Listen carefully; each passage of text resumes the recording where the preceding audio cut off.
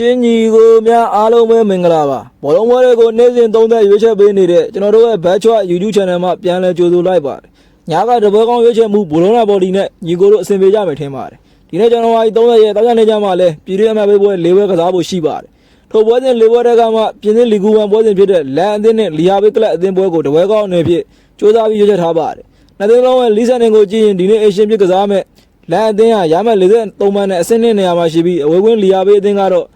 အဆင့်15နေရာမှာရှိပါတယ်။အရှင်လန်အသင်းကပြည်တွင်းအမှတ်ပေးပွဲ10ပွဲထိနိုင်အောင်ကစားနိုင်ပြီးလီဂူ1ပွဲစဉ်18ထိဇယားကိုထိဆုံးကဥဆောင်ထားတဲ့အသင်းဖြစ်ပါတယ်။ပွဲစဉ်19မှာတော့မာဆေးကိုအဝေးကွင်းကစားပြီး3-1ရတဲ့နဲ့ရှုံးပွဲကြုံရတဲ့အတွက်17ပွဲမြောက်မှာနိုင်ပွဲရတန်းခဲ့ပြီးအဆင့်2နေရာကိုရောက်ရှိသွားခြင်းဖြစ်ပါတယ်။အဝေးကွင်းလီယာဘေးအသင်းရဲ့နောက်ဆုံး3ပွဲကန်တာချင်းတပွဲနိုင်2ပွဲသေးကြထားပြီးရှုံးပွဲမရှိတာပဲအမတ်ရှာနိုင်ရတာတွေ့ရပါတယ်။ဒီ3ပွဲမှာလည်းမိုနာကိုသေးကိုတရေကစားထားနိုင်တယ်။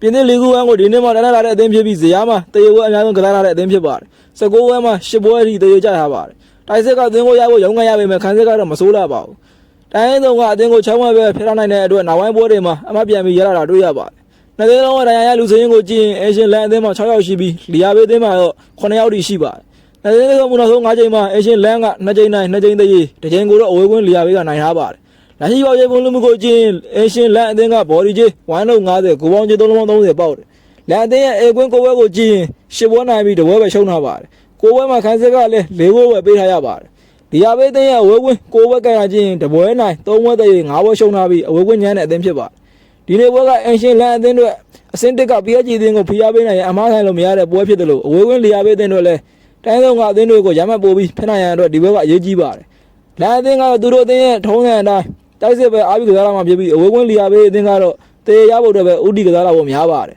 ။ကျေပွန်းလူမှုကတော့အပေါ်ဆုံးသေးတောင်းမဲ့ဖွင့်လူမှုမျိုးဖြစ်ပါတယ်။ဒီနေ့ပွဲမှာတော့အေရှင်လန်အသင်းထပ်ပြီးအမားကန်လို့များတဲ့အတွက်ဘော်ဒီဂျေ150မှာနိုင်မယ်လို့ယုံကြည်ထားပါတယ်။ဒီပွဲကိုတေပွဲလို့တော့မထင်ပါဘူး။အေရှင်လန်ဘော်ဒီတစ်ချောင်းမှရွေးပါတယ်။ရလန်အနေနဲ့ 3-0 3-1 နဲ့ပြီးဖို့များပါတယ်။ဒီနေ့ရွေးချယ်မှုကိုကြားရတဲ့ဆိုရင်ရွေးချယ်ပြီးစော်ကစားနိုင်ပါတယ်။အားလုံးပဲကံကောင်းကြပါစေဗျာ။